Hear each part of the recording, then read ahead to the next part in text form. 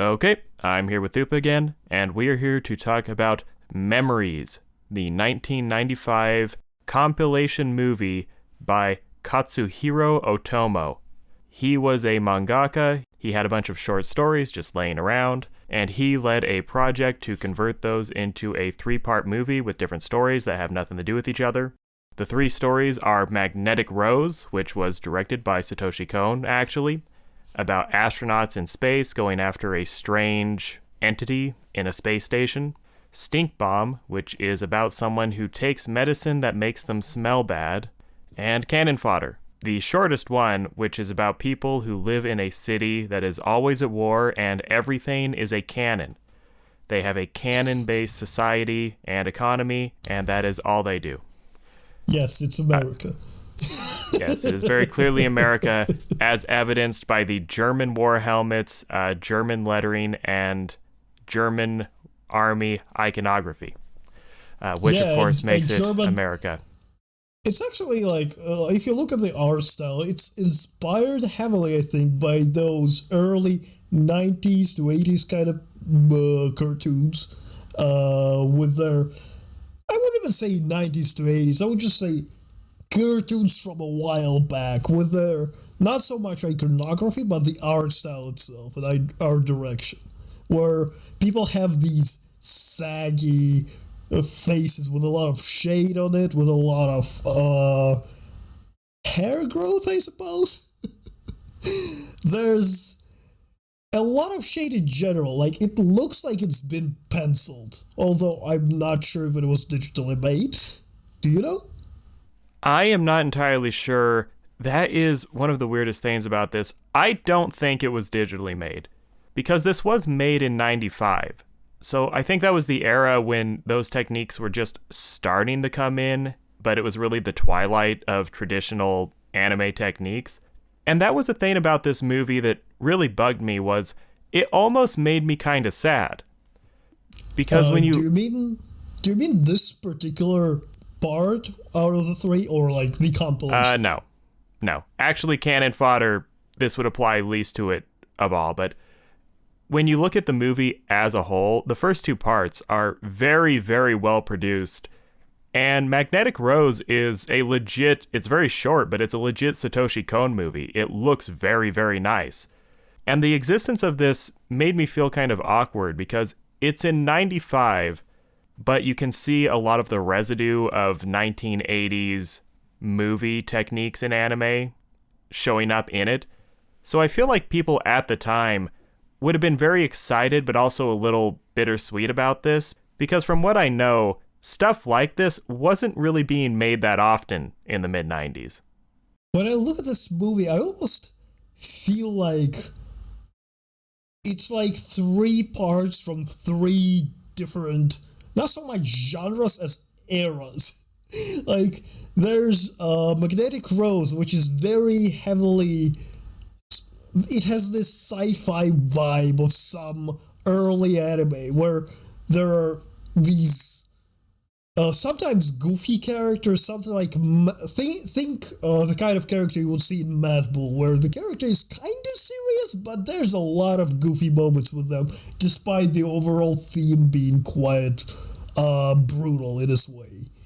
That also resonates with the second part, which is just generally a comedy, but it has this gag style, which isn't also random. It kind of has the vibe of Lucky Star, if you know what I mean.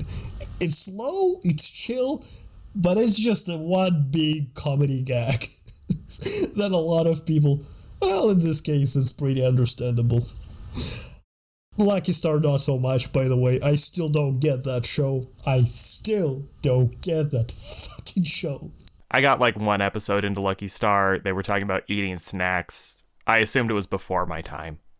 They were talking about, I think they were fucking that toffee thing with cream on one side.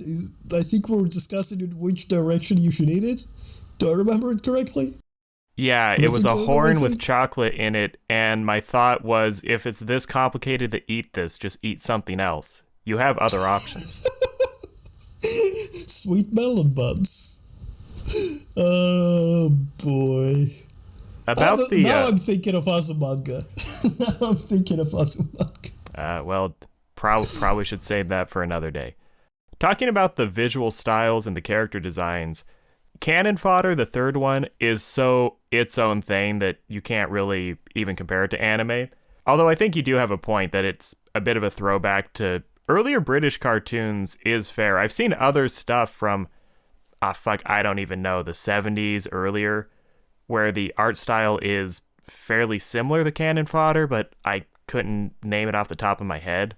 It's also a throwback to when animation was just not as developed in general, where you had countries without really good animation studios that would try to do animated features, so the animation would be very stiff and it would be very reliant on broad painted images that they would pan over, and Cannon Fodder is kind of a throwback to that. It's actually... oh, sorry?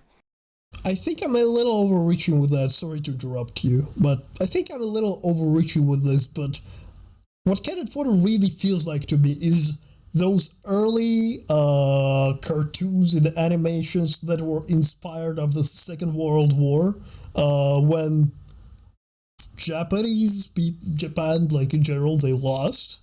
There was a lot of influence from the West and specifically from Germany's side and America's side on the culture in general and the development of the country. And I would feel like that this would include cartoons or just like general culture of entertainment. And this has this vibe that it's fucking...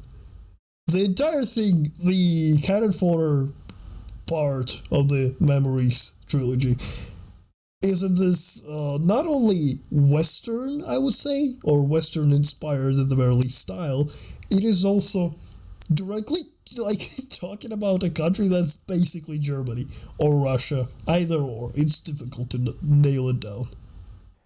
Yeah, Cannon Fodder is very clearly supposed to be, it's kind of a mashup. It's mostly World War I.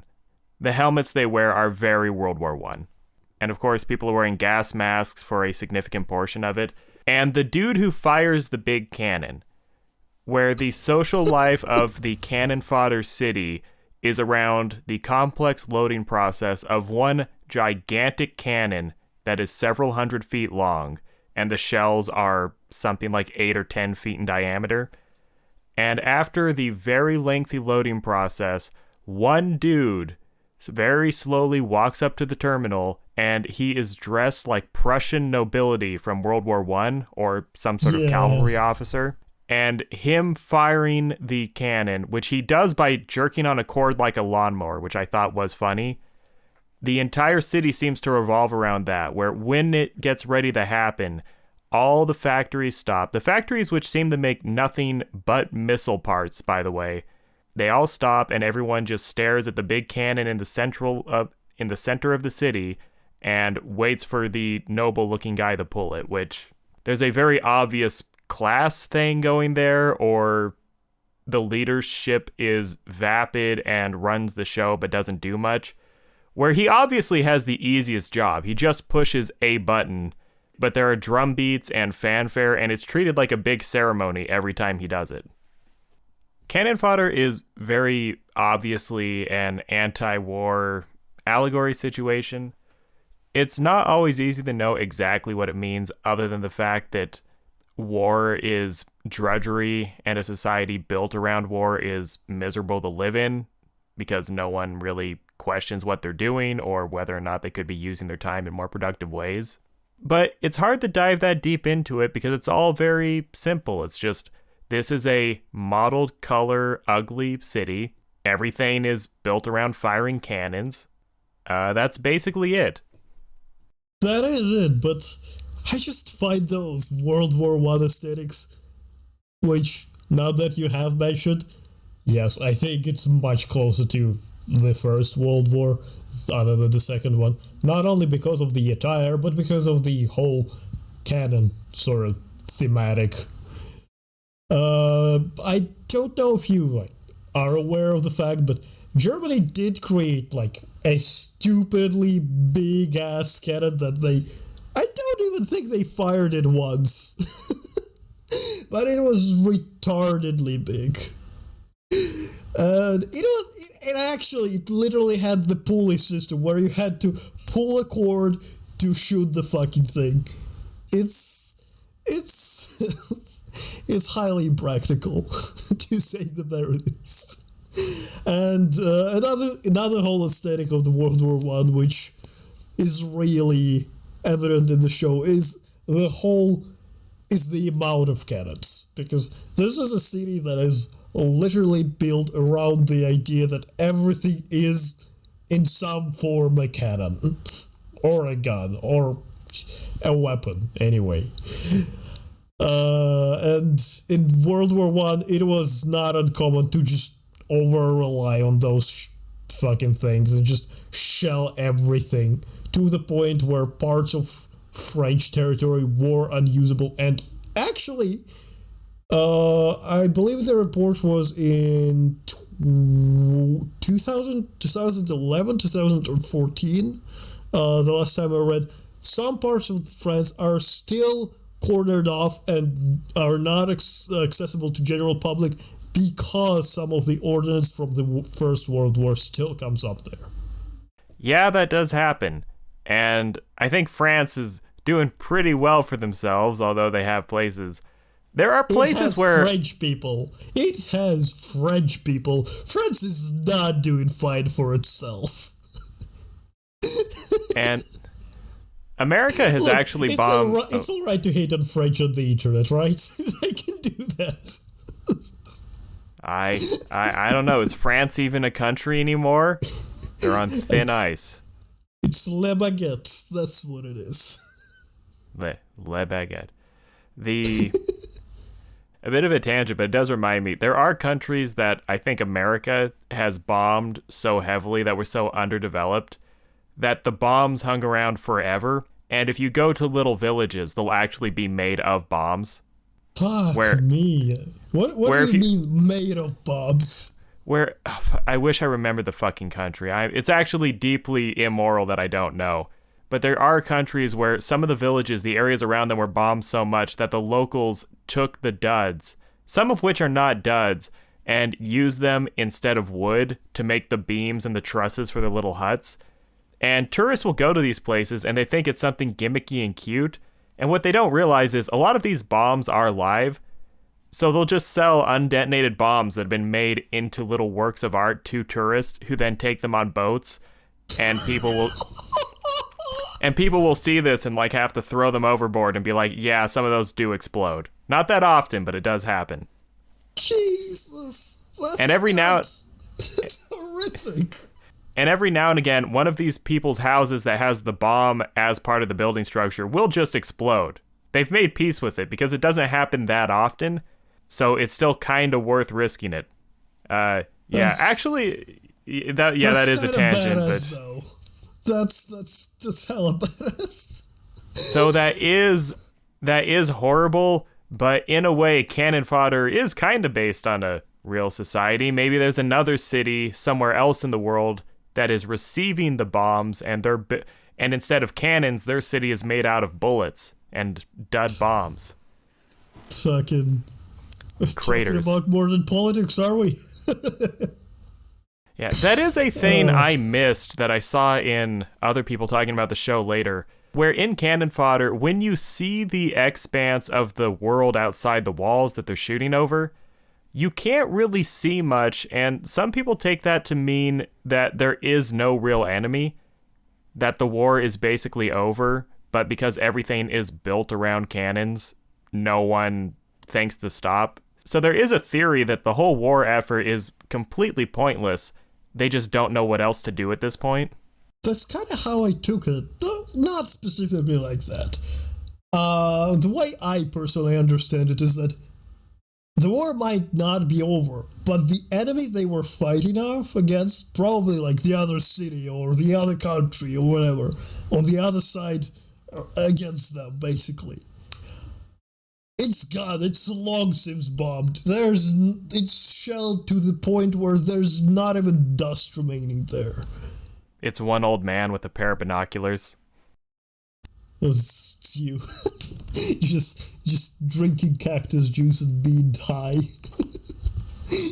Anyway, so the enemy is long since destroyed, but their whole livelihood is built around cannons and producing ordnance and shooting. So they basically deified and integrated it further and further into their society, where they cannot stop anymore. They rebuild their economy, they rebuild their country, they rebuild their societal acceptance and structure to the point where cannons are just irreversibly integrated. And that's how we're going now. It's just, they're not shooting at the enemy now, they're shooting because they just do that now. Yeah, because they do that. Why are we at war? Because we're at war. Fucking Biden.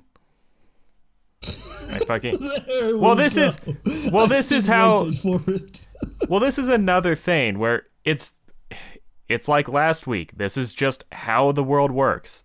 Once something gets absorbed into a system that people are relying on, you can't fucking ever get rid of it. It's just there fucking forever. Like the fucking Electoral College or the fact that we're always at war with someone, and if we don't have a clear target, we just fucking make one up. Where our fucking, like, Thupa, your country used to have an empire that my country used to fight, and the military mentality has not changed that much, even though the other side has completely disappeared. Like, my country literally does what the people in Cannon Fodder do. The other enemy doesn't exist, and we're still fighting them. Holy shit. This is... Yeah, kind of in a way. Well, the enemy didn't really disappear, I would say. It's a little bit of a charged topic, but the way I would explain it best is USSR has disbanded, but on the München conference, I believe it was 2004, Putin did go out on a stage and did specifically say that he was not going to take whatever attitude was at the time prevalent lying down anymore, that the country's coming back and that we will be a force to be reckoned with, and so on and so forth. But in all honesty, let's be frank here, that's not why anybody, me included, are here. What we're here for is... Секунду. Ты все взяла? Ты все собрала? Thupa's being taken away by the secret police. Точно собрала? This was my plan the whole time. Alright. There we go. Fucking. In any way, this is not why anybody else is here. This is not why you are here. This is not why I'm here. The reason Certainly not. Is to talk about fucking anime titties. Yeah. And what better place than to think about the ones that seduced everybody in magnetic rolls. That's what I call a transition. Yeah, we can probably move on from Cannon Fodder because it's so simple. I mean, what do you say? Yeah, war bad. Okay. There's just a certain charm and simplicity. That's what I want to stress. But before we do Rose, I will say one thing in Cannon Fodder I found funny is outside the munitions factory, which is where everyone works, there were protesters, but they were not protesting the war. They were protesting to use non-toxic gunpowder in the factory because it was bad for the environment and the people who work there. And to me, that is exactly how the world is. No one ever questions the core concept of what they're doing. They question obscure details that would never be a problem in the first place if the big thing was taken care of. That part really stuck with me. But we're kind of coming back to Biden again. Fuck, yeah, I know. It's just American mentality. Fucking... my Twitter feed is probably one of the best ones on the internet because all it is porn, good art, which is also like porn, good art. And then it just randomly, out of nowhere, I don't follow that many people who should talk about this shit, but it just crops up. It's just out of nowhere. It's like, oh shit, we're bombing Syria then. Yeah. Okay, I guess I'll just sandwich that in between these beautiful pair of tits and this adorable looking lolly. Syria should be the name of an anime girl. Then this would all make sense. You know what? I bet we can make it. I bet we can make it one. There probably is. There's But Corona, okay. Sean, so why should there be Syria Onessa? Well, I actually like Corona-chan because the coronavirus has objectively improved my life in basically every measure, except the fact that I'm isolated and bored. If you ignore that, I completely believe that the coronavirus loves me and wants me to be happy. But that's a conversation for another day. How dare you be bored? How dare I be bored? No, Corona gave me friends, money, drugs. It's done all kinds of stuff for me. I understand if you're an old person and dying, I understand that's rough, but completely selfishly, Corona has been a positive force in my life. I wrote a journal because of Corona. And I read it after much prompting. But we better do Magnetic Rose. This can't just be complaining about our lives. Magnetic Rose was easily the best part of this to me. Do you disagree at all? Oh, it's definitely a showpiece. That's also why I assume it's the first of the three. Yeah, and I almost feel like Cannon Fodder should have been second, because at least Stink Bomb is a funny note to end on. But Magnetic Rose is really the meat of this. The production value is so high. It looks amazing. Like I said, it's a Satoshi Kon film, and even though it is short, it totally looks like a Satoshi Kon work. The character designs are kind of anime, but have this really sleek, rugged realism to them. They're very relatable, or they're not relatable. No, I would say they are. You can understand these characters very clearly, and despite the fact that they get very little screen time, you can relate to them because they're simple, to the point, but they're just human. They feel that way. Yeah, they lean heavily on archetypes, but they also all feel like people you know, where I have worked with everyone who is in this movie. I think I did as well. I'm probably the horny retard. Yes. Thank God they put him in charge. See? I am the horny retard. And before I'm just way less good looking. And I'm before not we as even good looking. That's it. No. But we did see him in a thong. Oh, would you like to? No. Before anything else, before we even get into the story, I have to say the visual aspect going beyond the character design, this movie looks incredible. It's hard to nail down exactly why it looks so good. Is it detail? It's very detailed. I think detail is there. I also think the composition of the shots and the directing is very strong.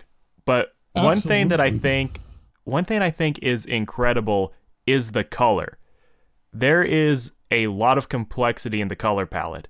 And even though it is very dark and grungy in places, or certain scenes will be overcast with a certain overarching color that shifts everything in one direction, the palette has so much complexity, and even though it will be very dark or it'll be blue shifted, they manage to tease out so many little variations in the details. And I think the color is a big aspect of why this works.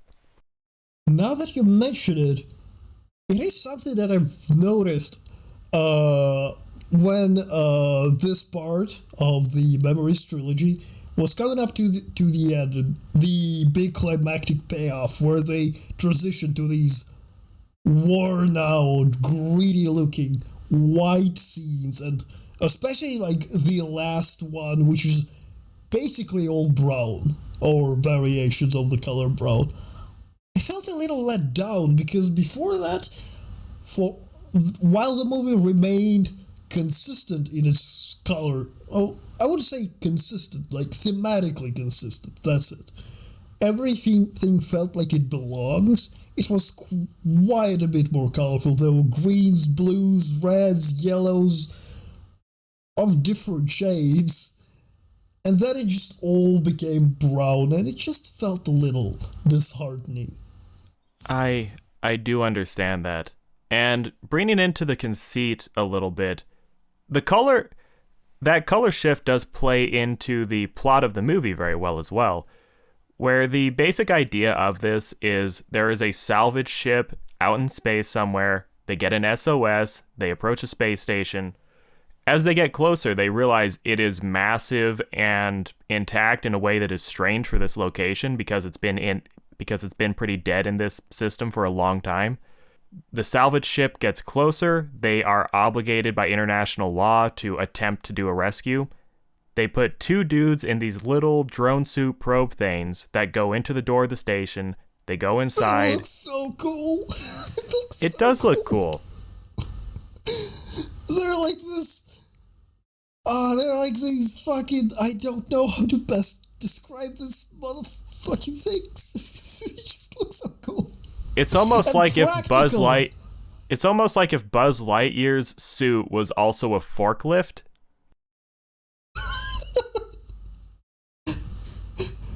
Do you remember that? Do you know that fucking nigga fell asleep at the forklift story? By Louis C.K.? No, I don't.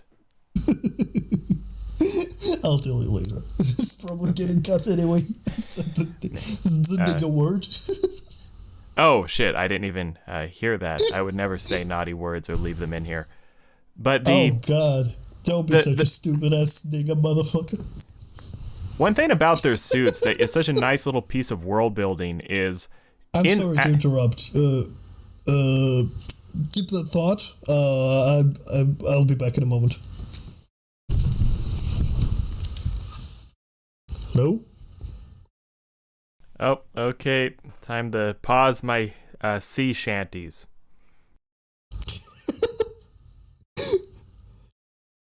Hey, the whaleman comes to bring us sugar and tea and rum. No, I was listening to Bones in the One day Ocean. with the That's weather. the better one. The Bones in the Ocean. Yeah, you've linked me that one. Yeah, because it's good. It's good. We were talking about suits. Spacesuit. The spacesuits they use are such an interesting piece of world building where all the metal and all the mass in the suits is around the arms and the shoulders and the torso. They just walk around with their legs. And that gives you a clue. Gravity technology and stuff like that is pretty developed in this world. They're pretty fine-tuned with how they use it. Because you know they would have to be good at that, or the gravity would crush and break their legs. Although that is slightly subverted when they get into the entry shaft of the spaceship. Miguel fucks up and almost crushes and breaks his legs. It's just a small bit of detail that they included where they definitely didn't need to do that. And it just adds to the world in general where, you know, the kind of tech they have is not impractical, but it's inefficient. There's probably something better in this world, but they don't have it because they're just salvage operation, they're scrappers, they don't get the best shit. And it's kind of fascinating, it makes you think about the world in general. You have to, imagine the world in which this magnetic rose phenomena can exist, where there was a ship that was so big that this phenomena could even form out of its remains.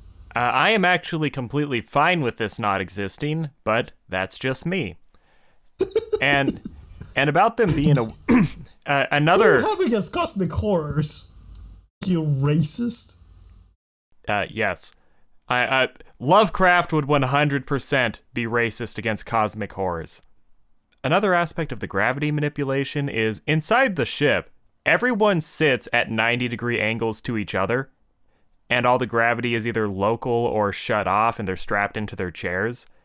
And along with what you said about the working class conditions of this, because in the lead up, the Bridge Bunny character, who is actually a 55-year-old fat guy with a beard who's very angry, he's complaining about stuff going bad. He's complaining about mag fields interfering with the computer, where it establishes that managing ambient waves and ambient forces throughout the environment is a big problem for these people, and they're not the most equipped to do it. And that does a really good job of setting up tension early on for when things start to go wrong later. About the tension in general, this movie holds it spectacularly. From the moment you get onto the ship, you get this feeling of slight discomfort, I would say, which keeps amplifying as the characters go deeper and everything becomes, well, kind of creepy. The movie is creepy. I wouldn't call it outright scary, but it has this slight. Does it? I would say it has a slight horror vibe, but I wouldn't call it scary. I'd call it more of a psychological thriller than a horror, but those elements are there. Well, it's Satoshi Kon. They got the right guy for the job, where he usually doesn't do outright horror stuff, but it always has that element.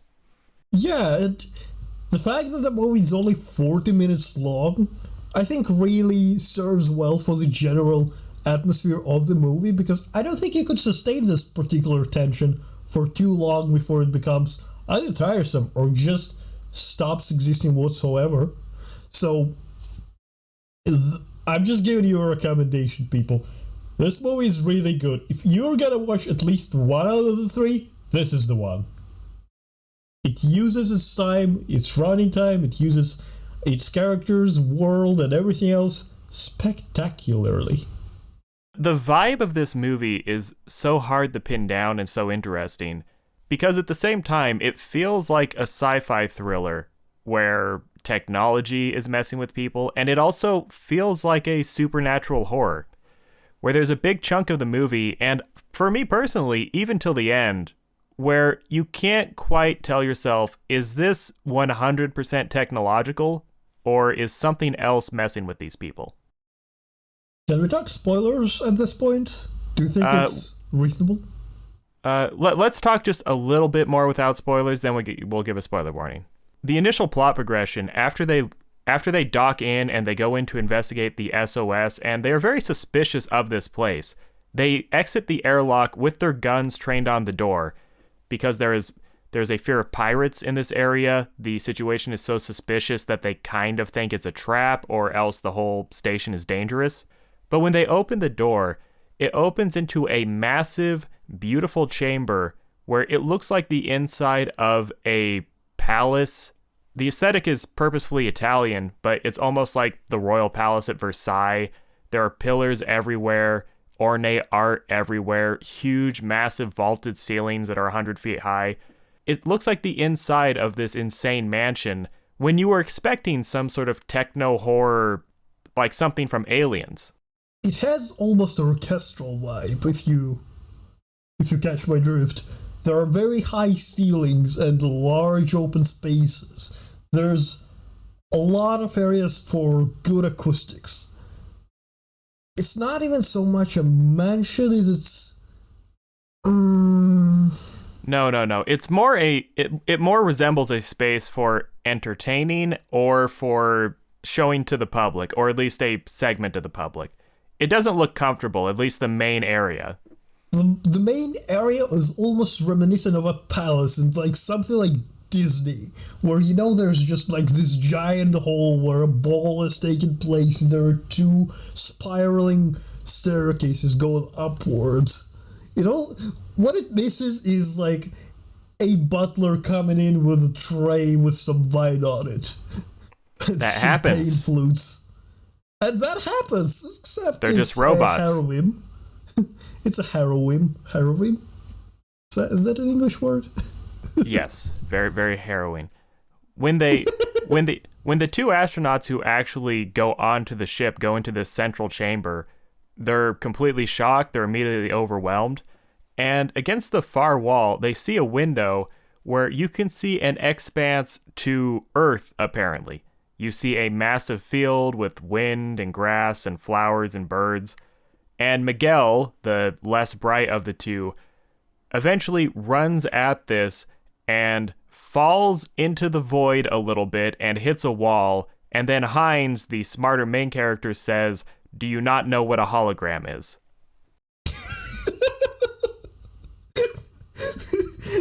It's just the manner in which he says it's like, you dumbass.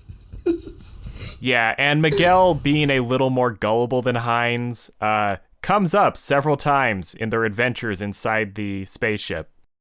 It's also at this point where you get this very you start to get this feeling of uneasiness, because show is directly hinting at you that there's a lot of artificiality around.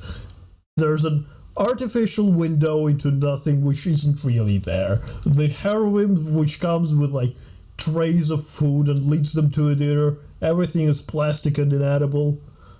From here on forth, they go through these like harrowing, empty corridors and spaces which are almost like belong to a palace or a mansion or orchestra. And everything seems a little off in their solitude, in how everything is decrepit and looks like it should work, but falls apart at the first touch. This feeling of artificiality and... what's the word? I would say the thing about it is everything looks very good, but nothing that would make a human comfortable or able to live there actually works. Well, I don't think anything works. It just, everything is made to look like it should work. Well, the thing is, the space is very well maintained. Everything is very clean. Plenty of machines are still operating. The robot butler still runs out with the little flask of wine. Plenty of stuff is functioning. There's just no food or water or comfort. And this is where I think I will lead into heavier spoilers about later parts of the movie. Is that okay with you? Yes. I think this is one that we're going to basically... It's only 40 minutes, so telling people to watch it isn't that hard. It's almost impossible to talk about it without spoilers. Yeah, that's true. So, here's the thing. When we look at all this world, which is basically like very colorful and very fancy looking, I think it's all a hologram in itself, because in the later parts when we see the actual android and the place where it resides as it lures in people to consume or whatever it does to them, entrap in this beautiful creation of its warped AI psyche. It's seen like for a moment there, like the scene is beautiful and pretty, and then it just all falls apart into brown mess, and I wouldn't say like despoilment, but what is the best way to put it? As it falls, as the entire space turns into like giant fucking mess and a garbage dump. Rubble would be rubble. Yeah, that's a good description for it. Everything basically is rubble in this place, and what I think is going on is from the moment they step into that hallway, everything is sort of an illusion, and if they had an opportunity to see past it, everything would be rubble. It's just that it's masked over. And it's where this feeling of previous artificiality comes from. Where, for example, he goes to grab at a pretty dress or a bundle of pearls, and it falls apart in his hands and just dissolves into nothing. I think that the dress itself probably didn't look that good, and neither did the jewelry that he grabbed. It just is made to look good with holograms. That is an angle I never really considered. Where my thinking was that if you go in here, there are other robots probably that clean and maintain the basic living quarters. But the stuff that would require actual human interaction has all decayed. Because the woman who is in here, she did live here for a time, it seems. And my thought was some of the systems had failed, some had not. But the idea that there could be multiple layers of holograms in here guiding the whole experience, that never really occurred to me. There's a scene where Miguel goes into the dining room, pours out a little glass of wine, and then spits it out. For all we know, he could have been drinking motor oil that just happened to be there. Yeah, I just think it was some kind of fucking sludge. I'm not sure that the bottle was a hologram in itself, plastered onto some kind of can. Yeah, it could have just been a chemical bottle that happened to be left there, and the hologram turned it into something that looked pleasant but didn't really think it through. Well, it can't change the inside. It can only adapt it to look to a way that it should look. And we know that the AI at the core of this entire hall of mirrors, if you will, is intently trying to get people as close to its core as it can to absorb them into its reality and entrap them there. So it would make sense that it would put the most effort at the front to lay out the trap. Yes, that would. And talking a bit about the AI, and before even that, when they get in here, they see many signs implying that someone might be living here. And pretty early on, you realize the person here is probably dead, where the food that they see left out is inedible, things they touch decay as if they are very, very old. And what it eventually congeals on is, as they get into the center of the spacecraft, they find a massive supercomputer inside the center that has a pretty broad ability to control the environment. It seems to have some sort of magnetic or telekinesis power. It can create little robots out of parts of its structure that look like filaments that will come out of the woodwork and transform into objects that can interact. And as they get closer and closer, the holograms become more enticing, and sort of a glamour is put over the two astronauts, where they're taken into Lotus Eater machine type dimensions, where they perceive things very differently, and it entices them to stay with a hologram of the woman who set up this spaceship, where her name, I believe, was Eva, who was a socialite opera singer who met a tragic end and apparently established this Magnetic Rose spacecraft as a place to live out her final days and also make a hologram monument to the life she wished she had. And as the film moves towards its climax, it is Miguel getting sucked into the holograms and falling for it, Hines starting to, realizing that things are not as they seem and fighting back, and Hines eventually trying to destroy the supercomputer and destroy the station. Oh, what beautiful scenery that the engine has. I don't know what's the proper way to put it, but god damn is this movie fucking pretty in parts. Are you talking about the literal last shot? I am. Well, a lot of the scenes in the movie are pretty. Like, for example, when Carlos starts, I remember the name, Carlos starts getting, like, lured in at the closer part to the climax of the movie. There's a scene where he's, like, going through the sludge, like, waist deep into this brown liquid that is viscous. And there's just a piano playing, and sometimes it just cuts to it as it plays out the SOS that got them interested in coming to investigate the station in general. And it's just a shot of this decrepit, half-destroyed piano as, like, liquid is leaking on the keys and they're playing on its own little tunes and bits. It's just drawn so fascinatingly well. It's such a beautiful little shot as he reaches down and, like, presses on a key and the entire world instantly transforms into a hologram. It's so masterfully done. This is constant with the movie in general, but I think the way the climax is drawn as Hines gets to confront the AI and talk to it for a moment, and they kind of explain to themselves a little bit. And then the movie closes with everything destroying as this Space Hulk transforms into a literal magnetic rose into space, and we fade out with a beautiful opera song in the background. It's very artistic. It's very artistic. And it's extremely visually pleasing. About the part right before that, where the holograms get a lot more intense and there's the confrontation between Hines and the AI where he snaps out of it and realizes what's going on. How did you feel about those? Because on Miguel's end, he is convinced that he is the ex-husband of the woman who set up the spaceship, Carlo.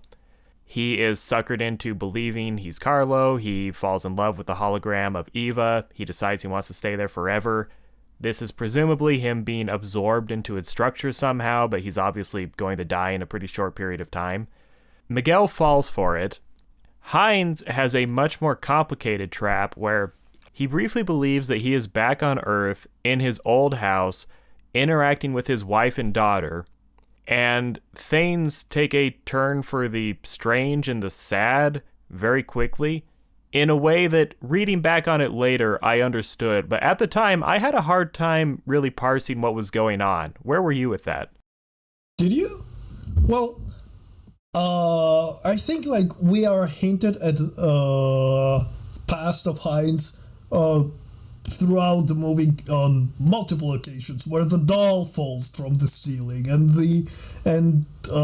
he gets like a little throwback when he hears a certain tune, and I think it's AI playing tricks with him. I do not know if it's doing so knowingly or if it's him seeing things in, or seeing patterns in things, I suppose.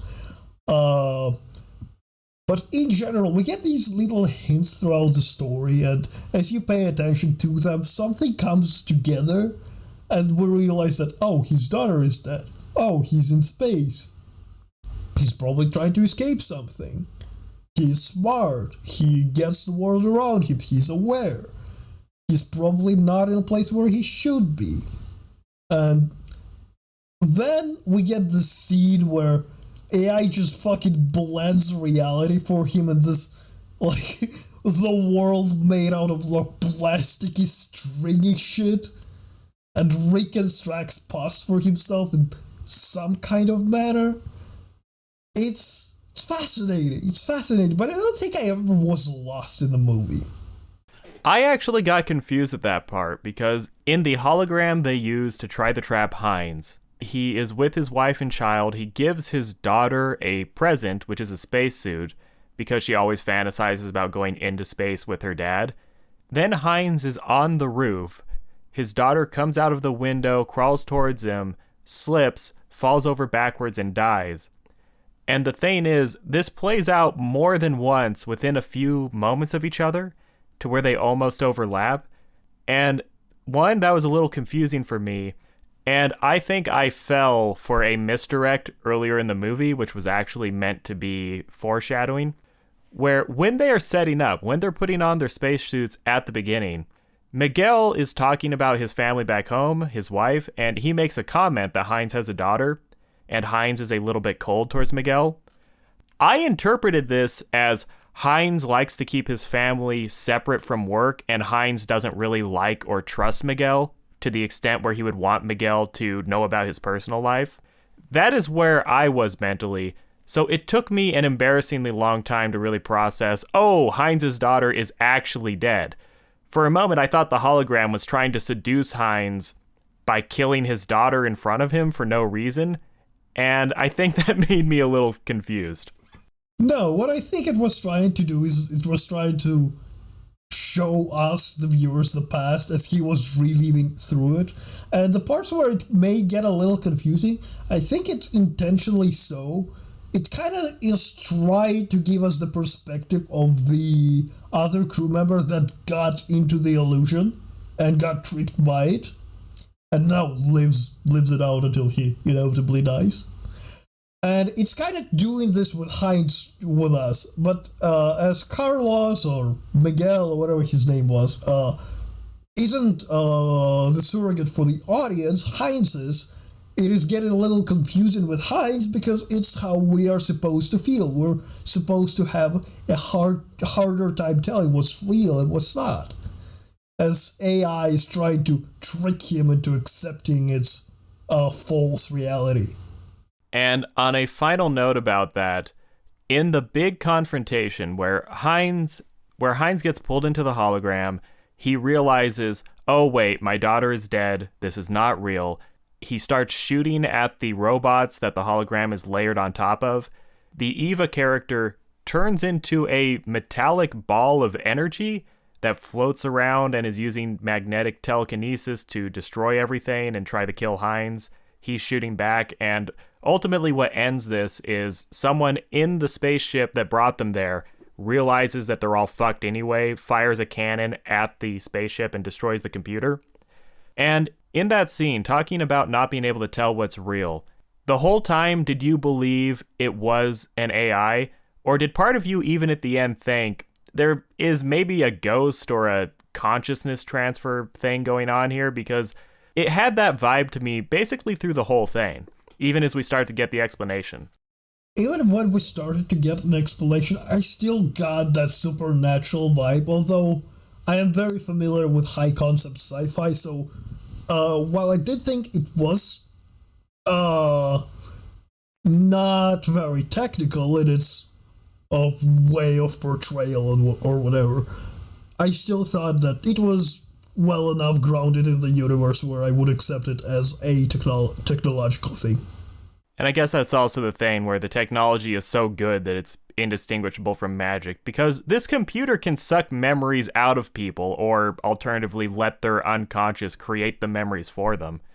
And then in some way make them into plasticky shit. Like there was a scene where Heinz was basically on the theater stage and the android shoves him into his memory, and when he comes around from it, he's like on the ground, and the characters that were in his memory just then, and the entire scene of that memory is like constructed around him from this moving material. Yeah, sometimes they use the computer filament wormy things to construct physical objects that you can interact with, and sometimes they have to just use holograms. And Heinz's big moment of breaking, I think, is when his daughter falls for a second time and he reaches the catcher and the computer can't fake it, so it just falls through and hits the ground. And is the implication there that that is his accurate memory and the earlier one was a construction? Also, I want to note something while we're at this scene, is that it ends with him saying memories aren't a place to escape or something of the kind, and I believe that's why the entire thing is named this way. I think the entire trilogy is kind of named after this quote.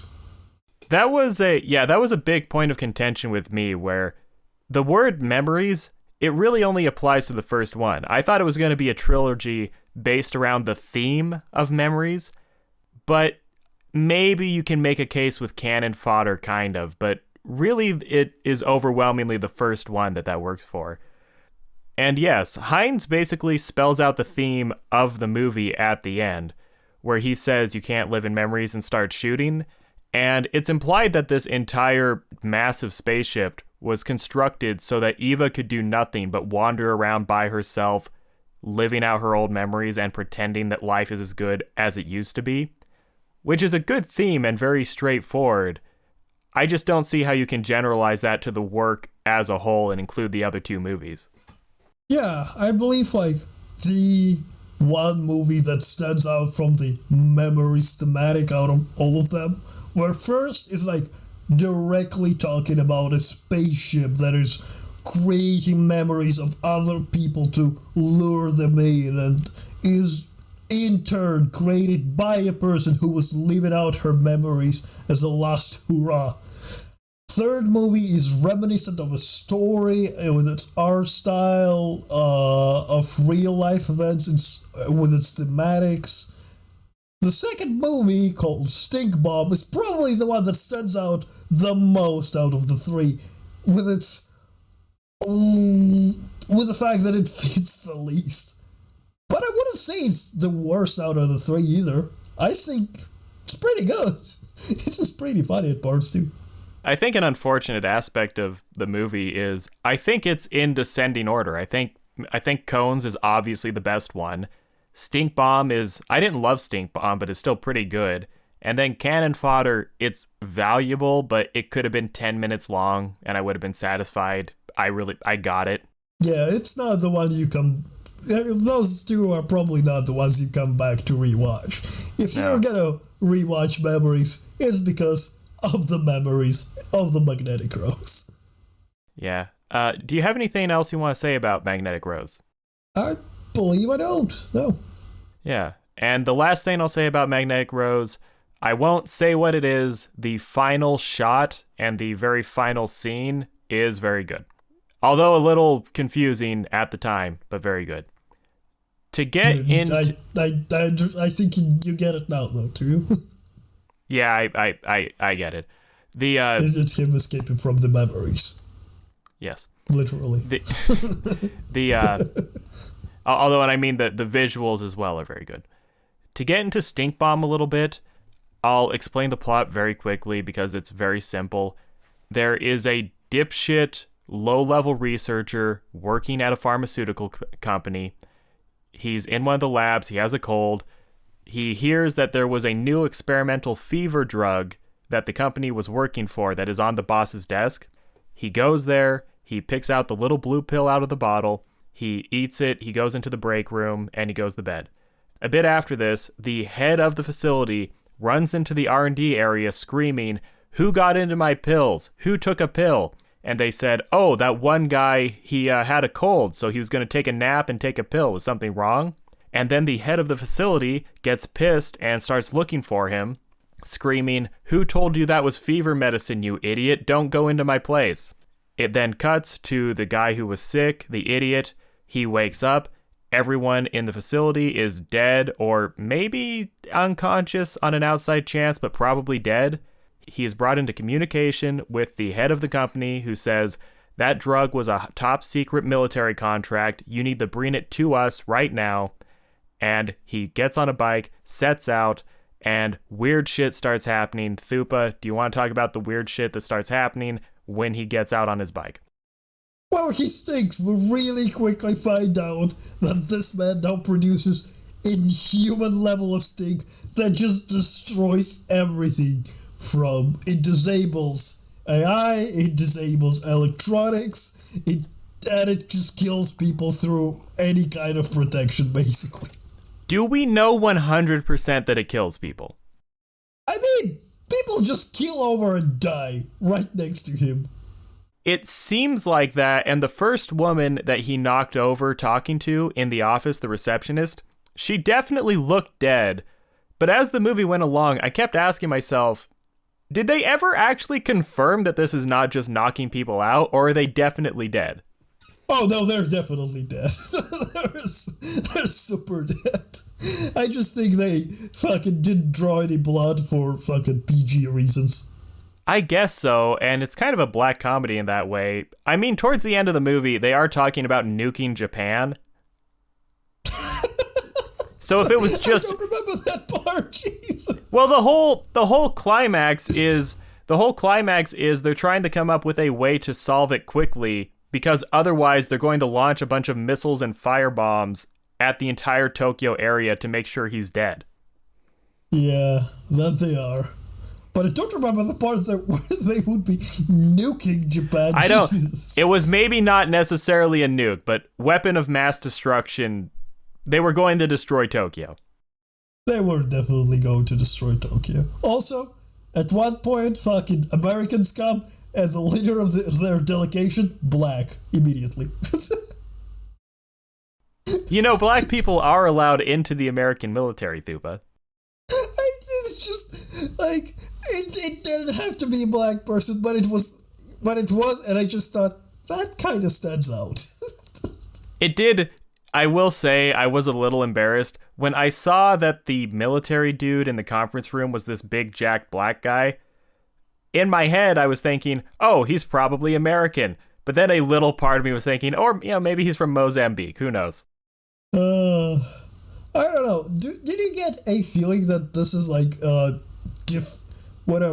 national defense propaganda, whatever? I don't remember how it's called in Japan. National Force? The Japanese Defense Force. Yeah, don't remember how it's called. I don't think so. They're not portrayed as particularly competent. There's one guy on a bicycle and they deploy like 5 battalions with high explosives to kill him. And they fail. I just like that scene as he's fucking riding a bike and they're trying to missile him and he just keep fucking missing. It's so unnecessary to blow up everything that they just do, and they can't fucking hit him because no electronics function around him. I will say about that was the big problem with me with the movie, where I had a very hard time believing that the Japanese military was incapable of killing one dude.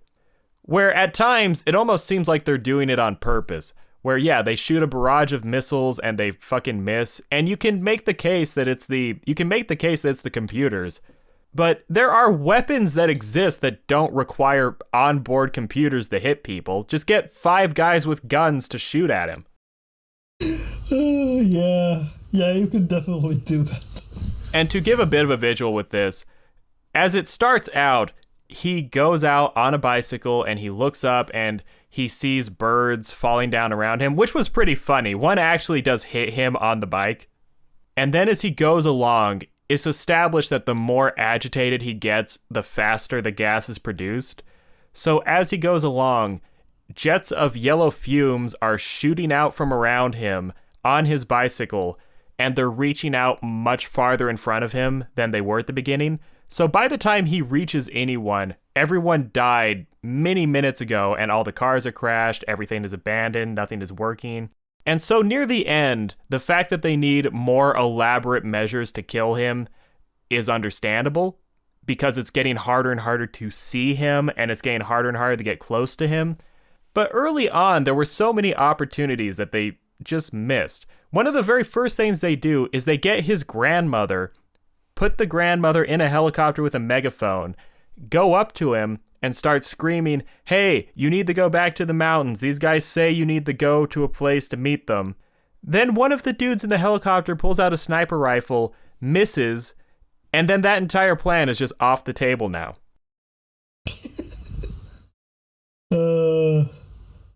He stinks so bad he makes you stink electrified at some point. It's kind of fascinating. That makes a little sense. The plan that I thought should have worked, and the plan that actually does kind of work, happen right next to each other near the end. And this was the most confusing part for me, where he goes into a tunnel. He goes into a very long traffic tunnel under a mountain, and they cave it in on the side he came in, and so he's trapped in there with only one side.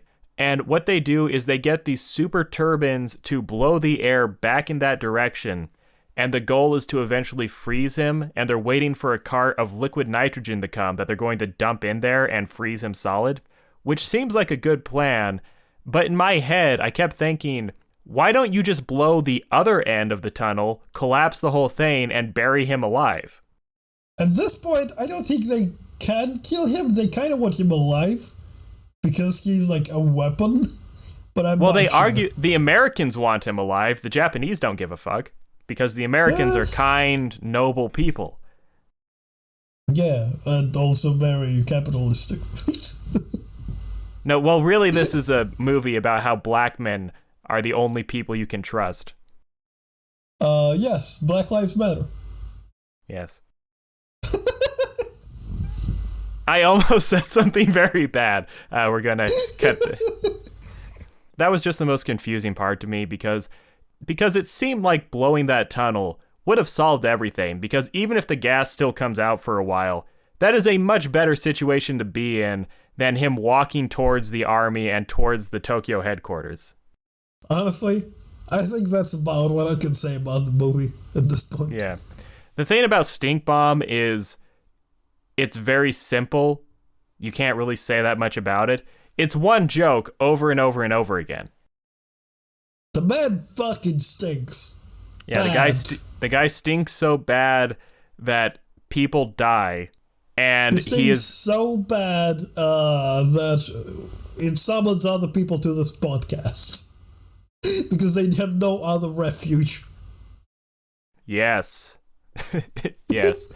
It's a man who really should stay put, walking in a straight line, and that's Stink Bomb.